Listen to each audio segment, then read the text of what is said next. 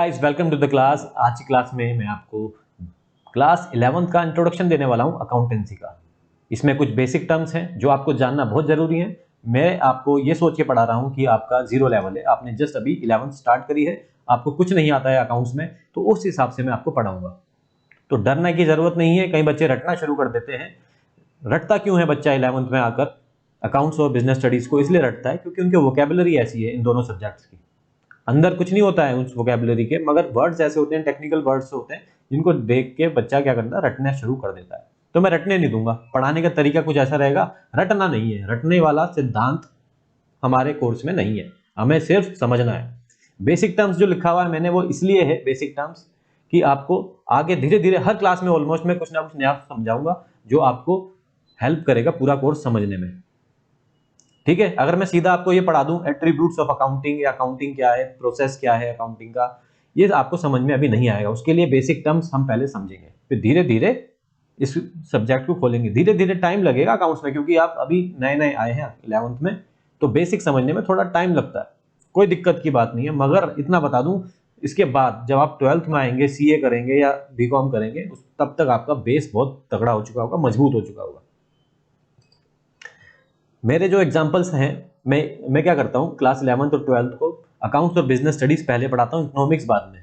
ऐसा क्यों? क्योंकि देखो, अकाउंट्स में हम क्या करते हैं, अकाउंटिंग करते हैं बिजनेस की, और बिजनेस स्टडीज में बिजनेस की स्टडी करते हैं। तो दोनों में कॉमन चीज है बिजनेस। तो मैंने एग्जाम्पल्स कुछ ऐसे बनाए हैं, कुछ ऐसे एग्जाम्पल्स ड्राफ्ट करे हैं जो मैं 11th से लेकर 12th तक आपको सेम एग्जाम्पल हैं गिने चुने, वही रिपीट करूंगा, और आप देखेंगे उसी उन्हीं एग्जाम्पल से आपका पूरा कोर्स अकाउंट्स और बिजनेस स्टडीज का हो गया है। इससे क्या होता है?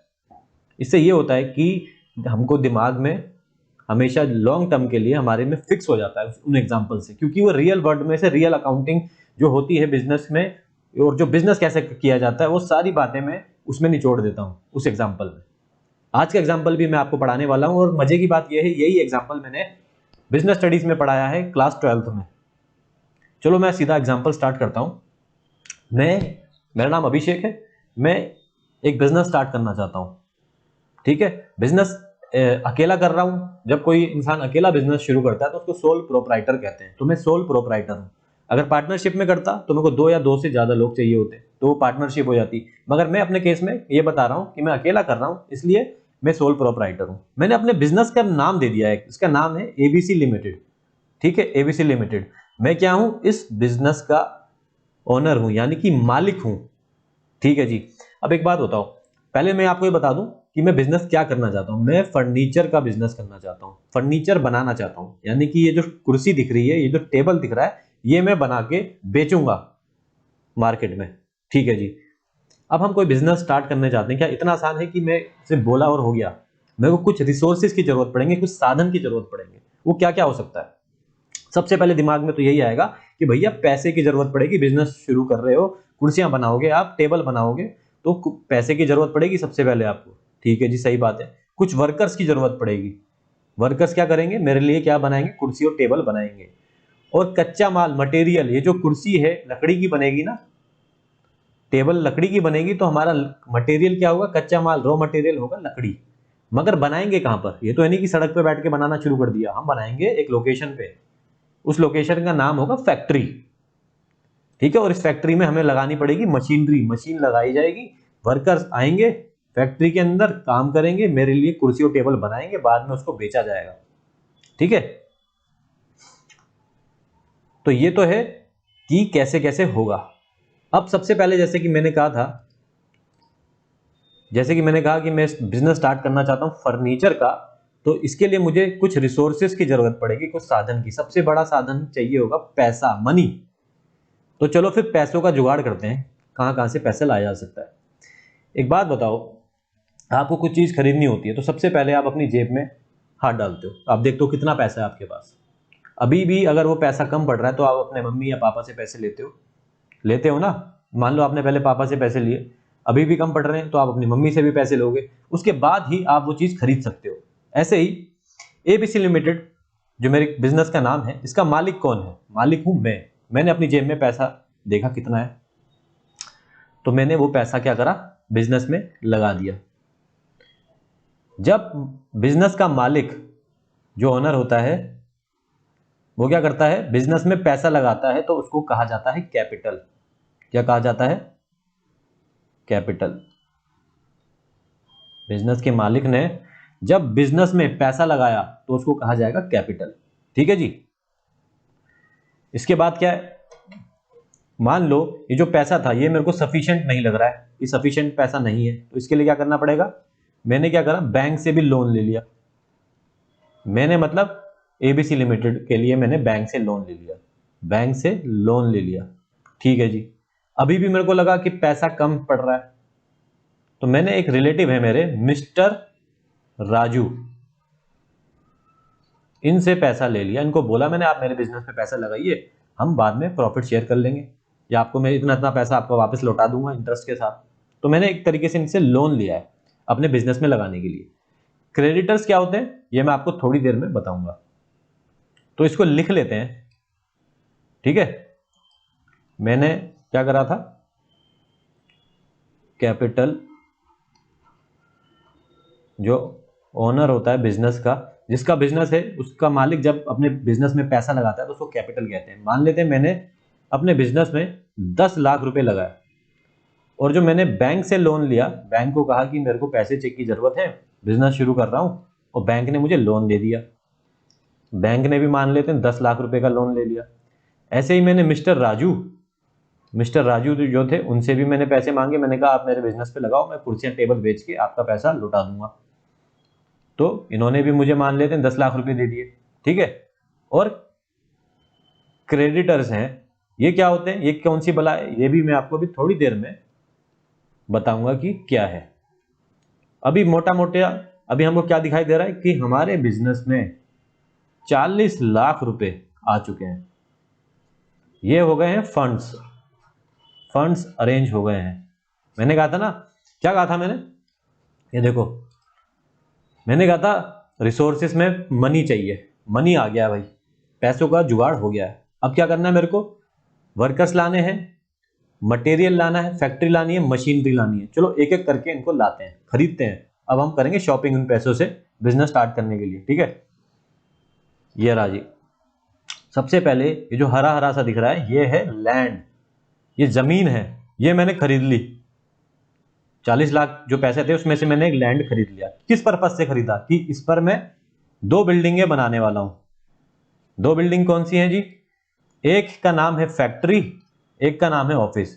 इस फैक्ट्री में फर्नीचर बनेगा, फर्नीचर फैक्ट्री में बनेगा, ऑफिस में मैं बैठूंगा, ऑफिस में मैं बैठूंगा अपना फुल टाई वाई लगा के। मेरे पास आएंगी कौन, बड़ी बड़ी कंपनी आएंगी कि जी हमको आपका फर्नीचर चाहिए, आपकी जो आपने कुर्सियां टेबल बनाते हैं बड़ी शानदार बनाते हैं, हमारा ऑफिस है, हमारा घर है, वहां पर आप लगाइएगा। वहां पर कॉन्ट्रैक्ट करूंगा उनके साथ में, मेरा स्टाफ होगा, रिसेप्शनिस्ट बैठेंगे वहां पर प्रॉपर। ठीक है, तो एक ऑफिस होगा मेरा। तो मैंने बताना क्या चाह रहा हूं कि मैंने एक लैंड खरीदा, और उस लैंड पर मैंने 2 बिल्डिंग्स बनाई, 2 बिल्डिंग बना दी, एक फैक्ट्री और एक ऑफिस। तो लैंड एंड बिल्डिंग। ठीक है जी। अब क्या क्या होता है इसके अंदर, हम क्या क्या लगा सकते हैं। जो मशीनरी है, मैंने कहा था मशीनरी के बिना कैसे मैं बना लूंगा, मशीन छोटी मोटी मशीनरी तो लगेंगी ना फैक्ट्री में, ताकि जो लकड़ी आएगी, लकड़ी से हम क्या बनाएंगे, फर्नीचर। तो हमने इस मशीनरी को कहां पहुंचा दिया, फैक्ट्री में। मशीनरी को हमने लगा दिया फैक्ट्री में। तो मैंने अभी तक लैंड एंड बिल्डिंग खरीदा है और फर्नीचर भी खरीद लिया उन 40 लाख रुपए में से। ठीक है जी। अब मैंने क्या करा, ये जो ऑफिस है, ये ऑफिस में बिना फर्नीचर के या बिना कंप्यूटर के काम हो जाएगा क्या, नहीं होगा ना। आजकल बिना कंप्यूटर के तो कहीं पे भी काम नहीं हो सकता। आप अपने स्कूल में भी देखें, जो ऑफिस है जहाँ पर एडमिशन्स वगैरह होते हैं, जहाँ पे फीस जमा वगैरह होती है, हर जगह कंप्यूटर होता ही है, चाहे हॉस्पिटल में जाएं, कहीं पे भी जाएं। तो जो मेरा ऑफिस होगा कुछ इस तरीके से होगा। मैं ऑफिस की बात कर रहा हूँ, फैक्ट्री की बात नहीं कर रहा हूँ। यहाँ पे फुल, यहाँ पर कुर्सियाँ टेबल लगे हुए होंगे, कंप्यूटर्स लगे हुए होंगे, मेरा स्टाफ बैठेगा, मैं बैठूंगा, जो क्लाइंट्स आएंगे उनको भी फर्नीचर की जरूरत होगी, वो भी सामने बैठेंगे। ठीक है, तो एक प्रॉपर ऑफिस होगा हमारा। तो वो कुछ, तो हमारा फर्नीचर और कंप्यूटर भी मुझे खरीदने पड़ेंगे। तो अभी तक मैंने लैंड एंड बिल्डिंग खरीद लिया, और मैंने क्या खरीदा था, मशीनरी खरीद ली, और फर्नीचर और कंप्यूटर भी खरीद लिया। तो इसको ऐसा करते हैं, हम लिख लेते हैं पहले। ये जो 40 लाख रुपए थे इसमें से मैंने पहले खरीदा था लैंड एंड बिल्डिंग। राइटिंग देख रहे हो क्या मस्त है। तो थोड़ा झेलना पड़ेगा, मगर मैं तभी लाउडली बोल रहा हूँ ताकि आप साथ साथ लिखते चलो अगर आप लिख रहे हो तो। लैंड एंड बिल्डिंग ले लिया, उसके बाद मशीनरी ले ली, मान लो 5 लाख रुपए की, ठीक है, मशीनरी भी खरीदी थी ना। उसके बाद मैंने क्या खरीदा था, फर्नीचर, ये भी लिख लेते हैं जी, हमने फर्नीचर खरीदा था 3 लाख रुपए का। फिर मैंने खरीदा था कंप्यूटर्स मान के चलते हैं 2 लाख रुपए का खरीद लिया, ठीक है। तो अभी तक मोटा मोटी हमने 20 लाख रुपए लगा दिए, किसमें, बिजनेस में। 40 लाख में से 20 लाख लगा दिए। क्या अब मेरा बिजनेस स्टार्ट हो सकता है? कुछ सोच के बताओ। आंसर है नहीं। एक बात बताओ, जब आपके घर में खीर बनती है तो उसका खीर कैसे बनाई जाती है, उसमें प्रोडक्ट क्या क्या लगाते हैं, क्या क्या रॉ मटेरियल लगाते हैं? दूध, चावल, चीनी, ये 3 चीजें के बिना खीर बन सकती है? नहीं।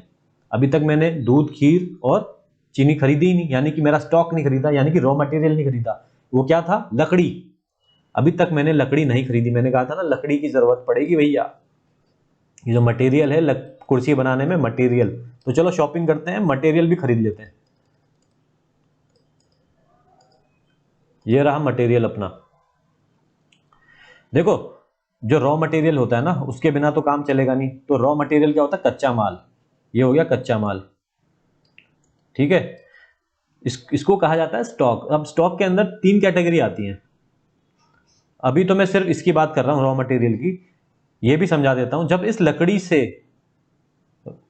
प्रोडक्ट बनना शुरू हो जाएगा, यानी कि इसके ऊपर काम होना शुरू हो जाएगा, काम चालू है फैक्ट्री के अंदर, तो उस मटेरियल को कहा जाएगा वर्क इन प्रोग्रेस।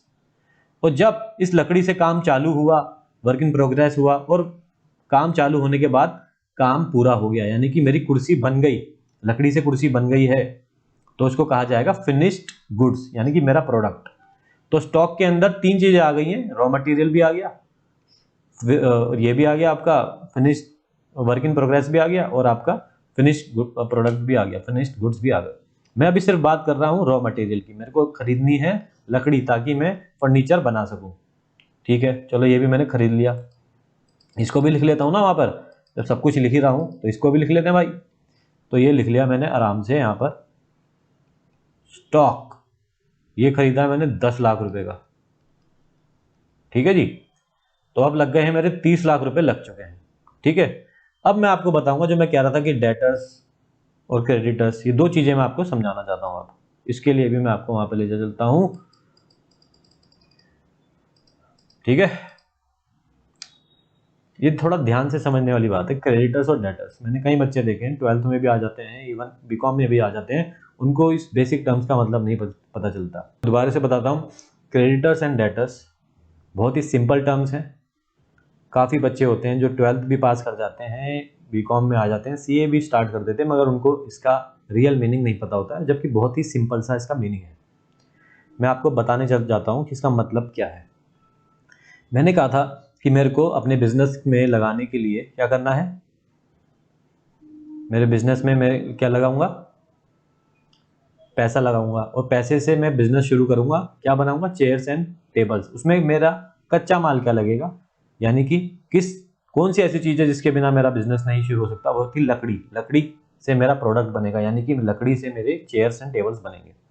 तो मैंने क्या करा, अब ये तो है नहीं मैं कुल्हाड़ी लेके निकला और पेड़ काटे, सारे के सारे लकड़ियां बनाई, उठाई और सीधा फैक्ट्री पहुंचा दी। नहीं, मैं किसी ना किसी वेंडर से, किसी ना किसी शॉप से, किसी ना किसी कंपनी से खरीदूंगा जिसका काम ही यही है लकड़ियां बेचना। तो मैं गया मिस्टर ए के पास, मैं मान के चलता हूँ मिस्टर ए लकड़ियां बेचते हैं, मैं उनके पास गया, मैं कंपनी का मालिक, एबीसी लिमिटेड का मालिक। मैंने बोला आप हमें ये लकड़ियां दे दो, आपको 3 महीने बाद हम पैसे दे देंगे।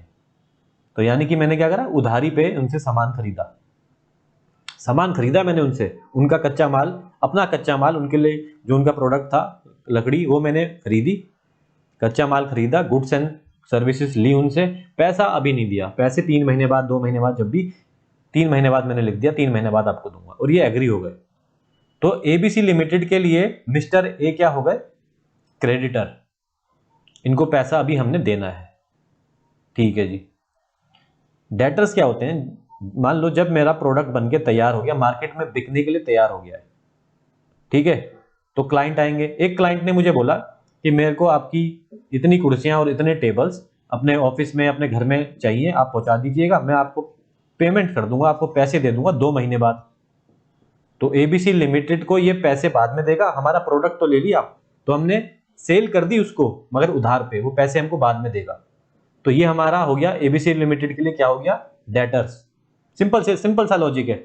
एक चीज और बता दूं, क्रेडिटर क्या था, जिनको हमने पैसा देना है। अब आप बोलोगे सर बैंक से हमने लोन लिया था, उसको भी तो पैसा लौटाना है, मिस्टर राजू से हमने पैसा लिया था, उसको भी तो पैसा लौटाना पड़ेगा ना। मगर उनसे हमने लिया क्या था, उनसे हमने पैसा लिया था और पैसा ही लौटाएंगे। किसी से लोन लेते हैं तो उनको वापस भी करना होता है ना, तो बैंक से लोन लिया था तो वापस भी तो करोगे इंटरेस्ट के साथ। मिस्टर राजू ने क्यों दिया था पैसा आपको, ताकि आप वापस कर सको, बाद में वापस तो लौटाओगे ना। ऐसे ही ये जो बैंक से हमने पैसा लिया था और हमने उनको पैसा लौटाना है। क्रेडिटर से हमने क्या लिया है, क्रेडिटर से हमने पैसा लिया है क्या, नहीं, क्रेडिटर से हमने गुड्स लिए हैं, कच्चा माल लिया है, रॉ मटेरियल लिया है, उनको पैसे हम बाद में देंगे। ठीक है, ये डिफरेंस है दोनों में। और डेटर्स में क्या है, हमने अपना सामान बेचा उसको और पेमेंट हम बाद में उससे ले लेंगे।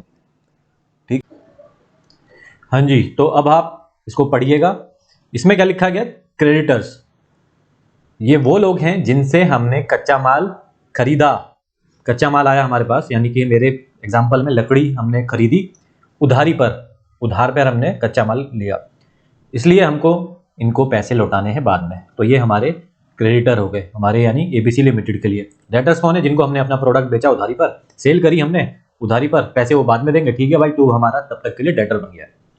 ठीक है, अब ऐसा करते हैं, इसको उसी शीट पे लिख भी लेते हैं कुछ थोड़ा बहुत इनके बारे में। जब सबके बारे में लिखा है तो इनके बारे में भी लिख लेते हैं ना, है ना। तो वो हो चुका है गायब, तो जल्दी जल्दी से मैं लिख लेता हूँ कि क्या क्या था।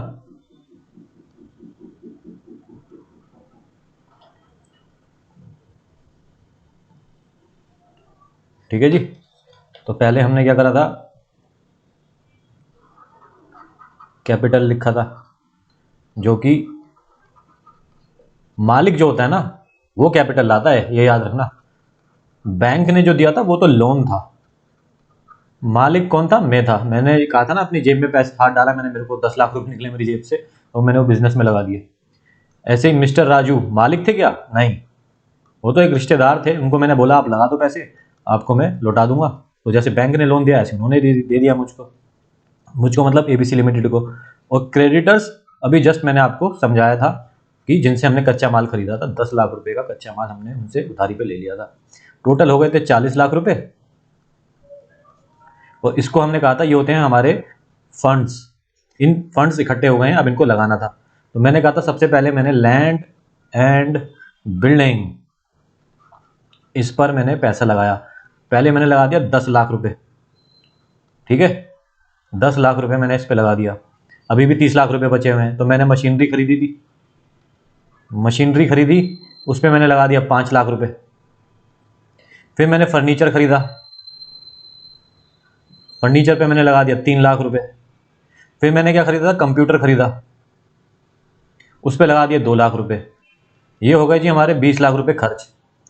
अब कंप्यूटर के बाद ही मैंने कंप्यूटर लिखा है, जल्दी जल्दी लिख रहा हूँ। अब उसके बाद मैंने कहा था कि मैंने स्टॉक खरीदा है, कच्चा माल, वो खरीदा था 10 लाख रुपए का। फिर अभी जस्ट मैंने आपको बताया, अब हम मान लेते हैं कि हमारे पास कुछ डेटर्स भी हैं, 30 लाख रुपए लग चुके हैं। डेटर्स क्या होता है, जो अभी अभी मैंने बताया, जिससे पैसा अभी मिलना बाकी है। तो कितने रुपए हो गए, वो मान के चलता हूं मैंने 5 लाख रुपए डेटर्स से लेने हैं। ठीक है जी, इतना हो गया टोटल 35 लाख। अब देखो इन्वेस्टमेंट क्या होती है, मान लो मेरे पास पैसा बच गया, इतना सब कुछ खर्च करा मैंने, लैंड एंड बिल्डिंग ली, मशीनरी ली, फर्नीचर लिया, अब पैसा बच गया। तो कंपनी ने क्या सोचा, मैंने क्या सोचा कि इस पैसे को गोल्ड में लगाता हूं। मेरे को लग रहा फ्यूचर में गोल्ड के पैसे बढ़ेंगे, तो मैंने लगभग 3 लाख रुपए गोल्ड में लगा दिए। या मैं किसी कंपनी के शेयर में भी लगा सकता हूँ, या फिर मैं कहाँ लगा सकता हूँ, किसी दूसरी जगह पे रियल एस्टेट में लगा दिया, या तो मैं अभी गोल्ड पे मान के चलता हूँ, मैंने गोल्ड पे पैसे लगा दिए 3 लाख रुपए, इस सोच में कि ये मेरा पैसा आगे जाके बढ़ेगा। ठीक है, इन्वेस्टमेंट भी हो गई जी। अब मान लो मेरे पास कैश बचा है 1 लाख रुपए का, कैश गले में 1 लाख रुपए का कैश पड़ा हुआ है, और जो मेरा बैंक अकाउंट है एबीसी लिमिटेड का बैंक अकाउंट है, उसमें से उसका जो करंट अकाउंट है, जब कंपनी या कोई बिजनेस अकाउंट खोलता है उसमें बैंक में, तो उसको करंट अकाउंट कहते हैं। और जब कोई इंडिविजुअल, अगर आप अपना बैंक अकाउंट खोलने जाएंगे तो सेविंग अकाउंट होता है, ठीक है। तो ये होगा 1 लाख रुपए। आई हो मेरे हिसाब से ये हो गए हैं पूरे 40 लाख रुपए, 10 20 30, हाँ 40, ये हो गए पूरे 40 लाख रुपए, ठीक है। जो 40 लाख रुपए हमने अरेंज करे थे, उसका क्या है लेखा जोखा, ये है कि हमने यहां पर ऐसे इसको लगाया है। अभी कुछ प्रश्न आपके दिमाग में आए होंगे, उनका मैं उत्तर भी दूंगा आपको अभी, बस आप बने रहिए। इसको कहते हैं फंड्स, और इस साइड को बोला जाता है रिसोर्सेज। ये किसके बारे में बात कर रहे हैं हम? ये एबीसी लिमिटेड, जो मैंने कहा था सोल प्रोप्राइटरशिप है, जिसका मालिक मैं हूं, एबीसी लिमिटेड, इसकी ये बैलेंस शीट बन गई है। ये जो मैंने आपके आगे रखी है ना, ये बैलेंस शीट बन गई। इसमें थोड़ा कैच है, वो मैं इसी क्लास में लास्ट में बताऊंगा कि क्या कैच है। वो एबीसी लिमिटेड की मैंने बैलेंस शीट बना दी है, ठीक है जी। अब क्या करना है, मैंने कहा फंड्स को मैंने रिसोर्सेज में लगाए हैं। ये जो रिसोर्सेज है ना, बहुत इंपॉर्टेंट वर्ड है, आपको सी फाइनल तक पीछा नहीं छोड़ेगा, और इसको मैं आज ही इसको क्लियर करवाऊंगा कि इसका क्या मतलब होता है, ठीक है। तो मेरे पास इतना पैसा था 40 लाख रुपए, अब मेरे पास 40 लाख रुपए होगा तो मैं 40 लाख ही तो लगा पाऊंगा ना बिजनेस में। तो वही हुआ, 40 लाख था, 40 लाख लगा दिया। अगर मान लो मेरे को ज्यादा पैसे की जरूरत पड़ गई है, 10 लाख रुपए की और जरूरत पड़ गई है बिजनेस को, तो 10 लाख का और लोन लेना पड़ेगा, या फिर मैं 10 लाख की कैपिटल और इंट्रोड्यूस करूंगा, अपनी जेब से लाऊंगा, फिर मैं उसको लगाऊंगा 10 लाख रुपए को, ठीक है ना। तो इस तरीके से ये करा जाएगा। अब बात आती है कि चलो ये तो हमने इसमें दिखा दिया, ये बात तो क्लियर हो गई है। अभी अब मैं आपको जो बुक की नॉलेज है ना, जो बुक में लिखा रहता है, वो थोड़ा आपको बताना चाहता हूं कि क्या है एसेट का मतलब क्या है। पहले उधर लिख भी देता हूं कि एसेट क्या मतलब क्या है, कि एसेट कौन सी साइड है और लायबिलिटी ये वाली साइड कौन, ये जो ये वाली साइड है ना, ये बच्चों, ये इस साइड को कहा जाता है लायबिलिटीज। लायबिलिटीज यानी कि ये सारा पैसा हमको वापस करना है एक ना एक दिन।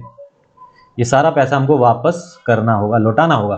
बैंक को भी लौटाना है, राजू को भी लौटाना है, क्रेडिटर को भी लौटाना है, और जो मालिक है वो भी निकाल सकता है। तो एक ना एक दिन ये पैसा लौटाना है, क्योंकि ये सारा उधार का पैसा है। ये उधार का पैसा किसके लिए है? एबीसी लिमिटेड के लिए। और ये पैसा लगाना है हमको इधर बिजनेस पे, रिसोर्सेज पे। तो ये वाली साइड होती है हमारी एसेट साइड, बैलेंस शीट में ये वाली साइड होती है एसेट्स की, ये साइड होती है लायबिलिटीज की। मैं अब आपको ना, जो मैंने कहा था कि आपको सीएफ फाइनल तक आएगी ये डेफिनेशन, जो मैं आपको एसेट की बताने वाला हूँ। अगर आप बीकॉम भी करते हैं तो बीकॉम में भी ये आने वाला है, सीएस, सीए और आईसीडब्ल्यूए, बीकॉम 12th, हर जगह ये डेफिनेशन आएगी। एन एसेट का मतलब क्या है? An asset is a resource. Resource का मतलब क्या होता है? एक साधन। Is a resource with economic value. Economic value क्या है? जैसे मैंने कहा था कि लैंड एंड बिल्डिंग की वैल्यू है 10 लाख रुपए, 10 लाख रुपए में खरीदा, तो उसकी इकोनॉमिक वैल्यू क्या हो गई? 10 लाख रुपए। कंप्यूटर की क्या थी? 2 लाख रुपए, तो उसकी इकोनॉमिक वैल्यू है। एक ऐसा रिसोर्स है जिसकी इकोनॉमिक वैल्यू होती है, और उसको बिजनेस ऑन करता है, यानी कि बिजनेस ने उसको खरीदा है और उस पर कंट्रोल भी करता है बिजनेस। जैसे मेरे केस में था एबीसी लिमिटेड। एबीसी लिमिटेड ने क्या करा था?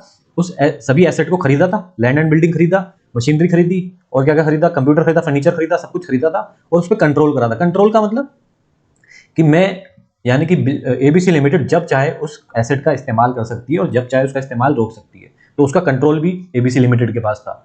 मगर क्यों खरीदा था? ये जो लिखा हुआ है बिजनेस ओन इट, क्यों खरीदा था उसको? विद द एक्सपेक्टेशन, इस एक्सपेक्टेशन के लिए कि वो हमें फ्यूचर में बेनिफिट देगा, वो एसेट हमको फ्यूचर में बेनिफिट देगा, ठीक है। तो मोटा मोटा तौर पे वो एक ऐसा रिसोर्स है, एसेट क्या होता है? एक ऐसा रिसोर्स है जिसकी एक इकोनॉमिक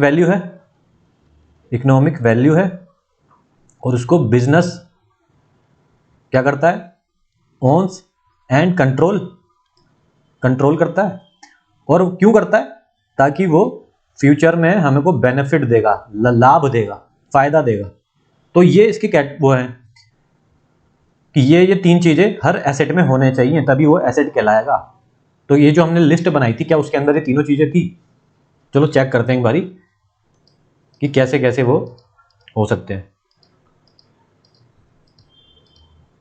लैंड एंड बिल्डिंग की बात करी जाए अगर, है ना, लैंड एंड बिल्डिंग में क्या बनाया था हमने इसके अंदर, याद हो अगर तो इसमें हमने फैक्ट्री बनाई थी ना, फैक्ट्री बनाई थी। फैक्ट्री में क्या बनेगा, हमारा प्रोडक्ट बनेगा, चेयर्स बनेगी ना, उसको क्या करा जाएगा, सेल करा जाएगा। सेल होगा तो हमको प्रॉफिट होगा, आमदनी होगी, बेनिफिट होगा। तो हाँ भाई, और इस लैंड एंड बिल्डिंग को हम भविष्य में बेच भी सकते हैं, बेचेंगे तो भी हमको क्या होगा, बेनिफिट होगा। डन है जी ये भी। मशीनरी, क्या मशीनरी को भी हम फ्यूचर में बेच सकते हैं, जब उसका इस्तेमाल ज्यादा हो गया है, अब वो पुरानी हो गई है, हम उसको बेच सकते हैं, हमको इकोनॉमिक बेनिफिट हो सकता है। और इसी मशीनरी से हम अपना प्रोडक्ट भी बनाएंगे, प्रोडक्ट बनाएंगे ना, प्रोडक्ट बनाएंगे तो हमको प्रॉफिट भी होगा, यानी कि इकोनॉमिक बेनिफिट मशीनरी से भी हो रहा है। फर्नीचर और कंप्यूटर का भी सेम है, आजकल कोई सा भी ऐसा ऑफिस नहीं मिलेगा जहां पर फर्नीचर और कंप्यूटर ना हो, कंप्यूटर के बिना तो काम नहीं चल पाता है। तो इन दोनों को भी हम भविष्य में अगर बेचेंगे तो हमको इकोनॉमिक बेनिफिट होगा। ठीक है, इकोनॉमिक बेनिफिट बोला था ना, इकोनॉमिक बेनिफिट नहीं, फ्यूचर में बेनिफिट होगा ये बोला गया था। इनकी इकोनॉमिक वैल्यू क्या है, इन सबकी इकोनॉमिक वैल्यू ये सब इनकी है।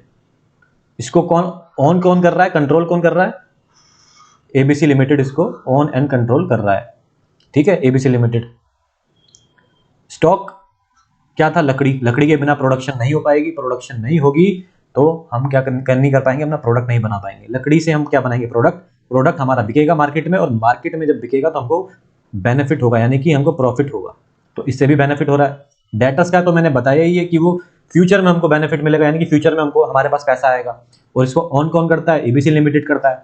ठीक है, इसकी भी इकोनॉमिक वैल्यू है। हाँ, इन्वेस्टमेंट का भी अभी बताया कि हम इन्वेस्टमेंट इसलिए करते हैं कि भविष्य में हमको उस हमारा पैसा बढ़ेगा। जैसे मैंने कहा गोल्ड में मैंने आज इसलिए खरीद रहा हूँ गोल्ड, क्योंकि मेरे को लग रहा है कि आने वाले समय में गोल्ड का पैसा प्राइस बढ़ेगा, तो प्राइस बढ़ेगा तो मेरा भी इन्वेस्टमेंट बढ़ जाएगा। 3 लाख रुपए लगाएं तो हो सकता है 4 लाख रुपए हो जाए भविष्य में। और कैश और बैंक, ये थोड़ा ट्रिकी है। देखो कैश और बैंक में हमको क्या मिलने वाला है, भविष्य में कोई बेनिफिट मिलने वाला है। अगर आज 1 लाख रुपए है तो कल भी वो 1 लाख रुपए रहेगा मेरे पास, परसों 1 लाख रहेगा, 1 महीने बाद भी 1 लाख रहेगा। और बैंक में जो पैसा पड़ा हुआ है वो भी वहीं पड़ा रहेगा। इसकी क्या चाहिए है, कैश और बैंक अपने आप में तो बेनिफिट नहीं देने वाले, मगर मान लो भविष्य में मेरे को एक और मशीन भी खरीदनी पड़ रही है, तो यही कैश काम आएगा ना, ये वाला जो कैश है, या फिर इस बैंक से पैसे निकाल के मैं लगाऊंगा। तो इसलिए ये दोनों भी हमको इनडायरेक्टली ही सही भविष्य में क्या देते हैं, इकोनॉमिक, भविष्य में क्या देते हैं, बेनिफिट। इकोनॉमिक बेनिफिट भी कह सकते हैं, क्योंकि इकोनॉमिक का मतलब क्या है, पैसा। ठीक है, मॉनेटरी टर्म्स में इकोनॉमिक बेनिफिट देते हैं फ्यूचर में। ठीक है, तो एसेट कौन कौन सी चीजें हैं, एक ऐसा रिसोर्स जिसको बिजनेस ऑन करता है और कंट्रोल करता है। ऑन का मतलब खरीद लिया है अपने नाम पर एबीसी लिमिटेड ने, कंट्रोल करता है का मतलब कि जब चाहे उसका यूज कर सकता है और जब चाहे उसका यूज बंद कर सकता है। तो एक ऐसा रिसोर्स जिसको बिजनेस ऑन एंड कंट्रोल करता है, जिसकी इकोनॉमिक वैल्यू है, इकोनॉमिक वैल्यू ये सारी लिखी हुई है, इसकी इकोनॉमिक वैल्यू, इसकी इकोनॉमिक वैल्यू है। और साथ में क्या था, और ये इस पर्पस से खरीदा जाता है, ये एसेट, ये रिसोर्स इसलिए खरीदा जाता है ताकि वो हमको भविष्य में बेनिफिट देगा, तो वो एसेट कहलाएगा। बैंक लोन की बात करें, क्या वो एसेट हो सकता है बैंक लोन? नहीं। क्यों? क्या बैंक लोन बिजनेस ने ऑन करा है, कंट्रोल करा है? बैंक लोन हाँ बिजनेस ने लिया है, एबीसी लिमिटेड ने बैंक लोन लिया है। ठीक है, दूसरा, क्या उससे हमको भविष्य में कोई बेनिफिट मिलेगा क्या? बैंक लोन से भविष्य में नहीं मिलेगा, हमने तो उसको एज ए लोन लिया है, हमको तो बल्कि भविष्य में वो लौटाना है, वापस करना है। उससे तो कंपनी को, बिजनेस को क्या हो रहा है, आउटफ्लो हो रहा है, पैसे का वापस जाएगा। हमने आज तो ले लिया मगर भविष्य में हमको कोई उससे फायदा नहीं हो रहा है। आप उसको इस नजरिए से मत देखो कि हाँ इसी पैसे से तो हमने लैंड एंड बिल्डिंग खरीदा है। लैंड एंड बिल्डिंग इस पैसे से नहीं खरीदा, हमने खरीदा इसी पैसे से, मगर लैंड एंड बिल्डिंग क्या था, हम सिर्फ लैंड एंड बिल्डिंग की बात करेंगे कि लैंड एंड बिल्डिंग को हम भविष्य में बेच सकते हैं, और इस लैंड एंड बिल्डिंग की वजह से हमको भविष्य में बेनिफिट होगा। लोन तो हमें भविष्य में लौटाना पड़ेगा। ठीक है, क्रेडिटर को भी हमको भविष्य में लौटाना पड़ेगा, पैसे देने पड़ेंगे। लोन को पैसे वापस देने, क्रेडिटर को भी पैसे वापस देने, इस वजह से वो हमारे एसेट्स नहीं है, लायबिलिटीज है। ठीक है जी।